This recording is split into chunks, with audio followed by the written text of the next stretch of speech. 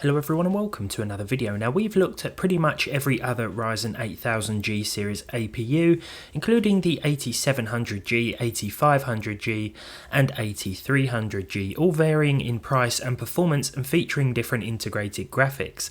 Today, 2 years after release, we're finally checking out the 8600G and Radeon 760M iGPU. First things first, the price of this has fallen significantly. It launched at about £220 here in the UK. They can now be found for closer to £120. The problem is that DDR5 RAM prices have absolutely soared, so say bye-bye to any savings made on the cost of the processor and possibly AM5 board itself. But I had to test something. For the sake of my sanity, I need to test PC hardware, so here we are. Now, if you intend to buy one of these, then the integrated graphics performance is presumably your priority. If you want a lower cost AM5 CPU and plan to use a discrete graphics card, then you'll be better off with, say, a 7500F. Not only will the 7500F or 7400F, for that matter, perform better in games with a discrete card. I've used a 5060 Ti for example here, but you won't be limited in terms of PCIe generation or lanes. The 8600G only supports PCIe 4.0, not 5.0, so a modern 50 series card for example will only run in Gen 4 mode. On top of this, only 8 PCIe lanes are usable for the graphics card with the 8600G. That means that cards like the 3070 for example, cards that support 16 PCIe lanes, like most of them do, will only work in X8 mode. Now these factors won't decimate performance by any means, but you'll be losing a few % off of your frame rate, so why compromise when the aforementioned 7500F exists, sometimes for less money? It could be worse though. It could be like the 8500G we tested before, which limits graphics cards to just 4 PCIe lanes. So this is why the 6-core 12-thread 8600G is best for those who want a low-power, perhaps small form-factor system that relies on the 760M graphics alone. So with all that said, let's see what they can do. Now I'm testing with 32 gigs of 6000MHz DDR5 with 8 gigs reserved for the iGPU. You can leave the iGPU VRAM option at auto and let the system handle things, but sometimes doing it manually will help with game consistency, at least from what I've found.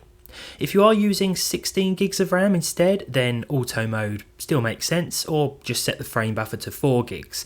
I don't think there will be a huge difference. I think it will be the RAM speed that has more of an impact on these integrated graphics. Now in terms of actually hitting 60 FPS, that wasn't really a priority here considering the hardware itself, but I thought if we could at least get close to that without sacrificing too much, then that would be a pretty good bonus. So we have Cyberpunk 2077 to start at 1080p. We've got the lowest in-game settings and FSR 3 mode enabled and set to quality. As you can see, I'm just sort of running around the city causing a bit of carnage here.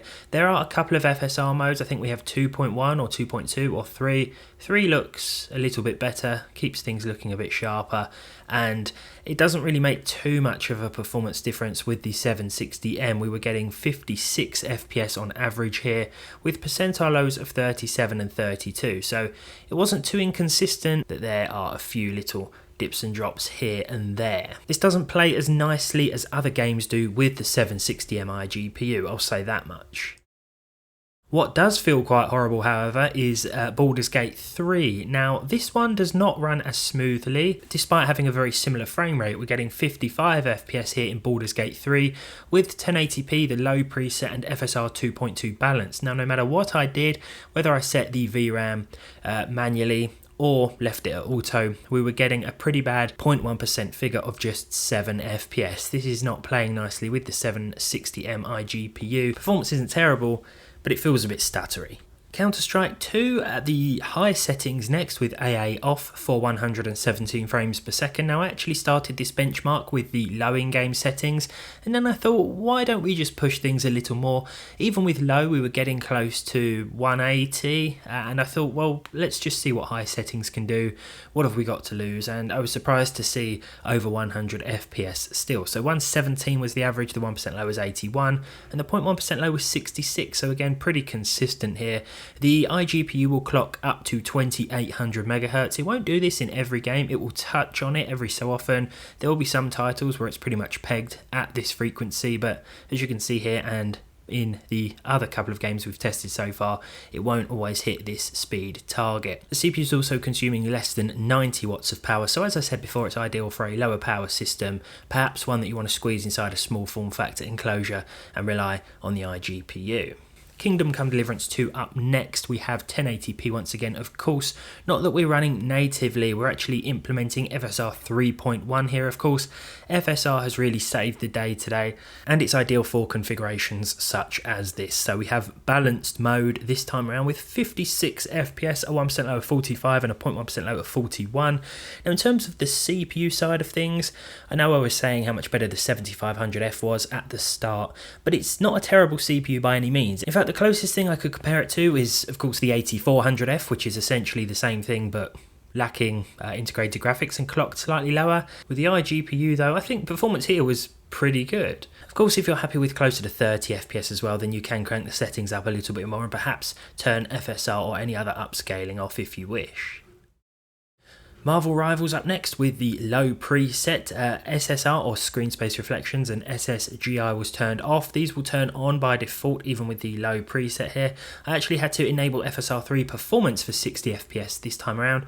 Now I didn't intend to try and hit 60 frames per second as I said at the start, but I think in an online sort of fast paced game like this one, the closer to 60 FPS the better, and FSR 3 still looks quite sharp even at performance mode. It certainly doesn't look horrific, as you can hopefully pick up on screen. So I thought we'd just go with performance, and overall our in-game frame rate was pretty solid most of the time, even during intense gunfights, as you can see here.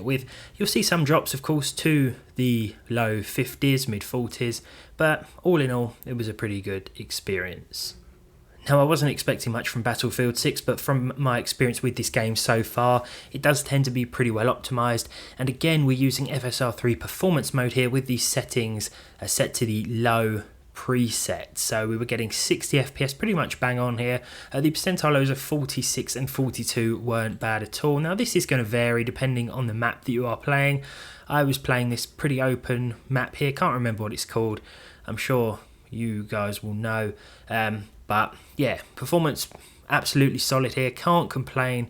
A few little hiccups as you may expect, but considering we're using nothing but the 760M, I don't think this is bad at all. It certainly shouldn't hinder your gameplay performance too much. I'm terrible no matter the frame rate, but it's absolutely fine in my opinion, and FSR 3 performance doesn't look too bad. Not as bad as you may expect. Ultra performance will, however, look noticeably worse, so I think it's best to stick to just performance instead. I then fired up Overwatch with the low preset and FXAA. Now by default, I think this will enable like upscaling. It will set it to auto mode, but I always try and turn that off where I can because it's not needed. As you can see here, we're getting over 100 FPS with the low preset. I didn't push it any higher because there will be the occasional dip and drop towards the sort of mid 70s, and I think different maps will impact performance differently, so I think it's better to have a bit more headroom when playing something like this, just to ensure that we're always seeing a pretty consistent frame rate. And as you can see here, the game looks absolutely fine. I also don't think this is the sort of title where higher settings are needed. I don't think graphical fidelity is that important with this one, but you can push things up if you want to, and you have hardware similar to this. That's the beauty of PC gaming, of course. It's all down to personal preference. Now, I had a tough choice to make with Grand Theft Auto 5. Did I go with the Legacy or did I go with the enhanced version of the game? Now, I actually ended up going with the enhanced version simply because it's slightly smaller in terms of how much SSD space it uses. I think it's like 96 compared to 105. And to my surprise, with the minimum preset, we were still seeing at least 60 frames per second. In fact, the average was closer to 70. You have to forgive me if the on-screen performance looks slightly lower than what I'm stating with these averages, but I was recording internally today, but it doesn't impact things too much.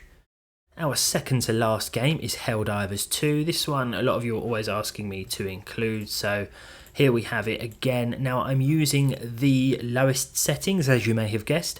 We have the render scale option enabled and set to quality mode as well. Again, it's going to run with at least 30 FPS by quite some margin with native resolution, but I thought that because there were a few dips and drops here and there, I'd set the quality render scale and just enjoy a slightly higher frame rate overall. It's going to depend again on what you're doing, what planet or map you're playing, as to how the game will perform, but for the most part I found this to be pretty smooth.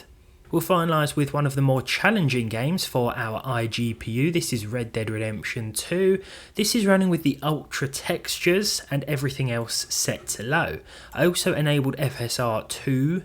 This is still using FSR 2.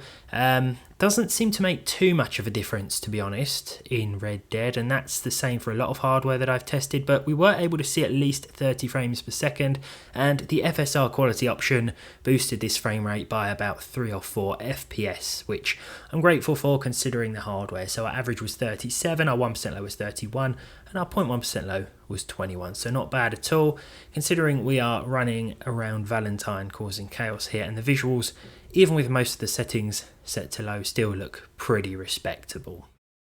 Well, there we are. I almost feel ashamed of myself for testing this with the current price climate, especially with 32 gigs of RAM. I don't mean to show off or anything, I bought this a couple of years ago, and I'm glad I did, to be fair. Now I think what I'll do is test the 8600G here with different DDR5 configurations at some point, just to see how frame rate is impacted. Maybe we'll try something like a single 8 gig stick of RAM.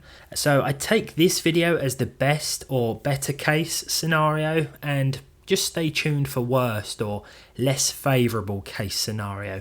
As for this one, let me know your thoughts down below as always. Thank you very much for watching, and hopefully I'll see all of you in the next one.